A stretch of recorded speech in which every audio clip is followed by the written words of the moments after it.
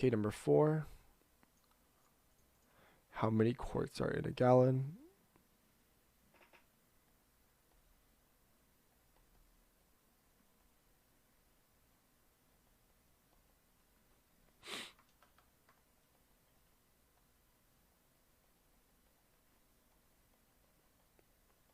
And again, the empirical system is what we're working with, right? This is, and we're measuring volume.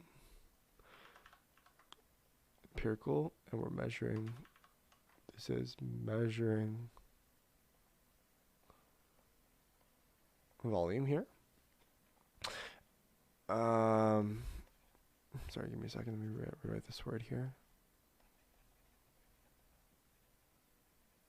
Empirical.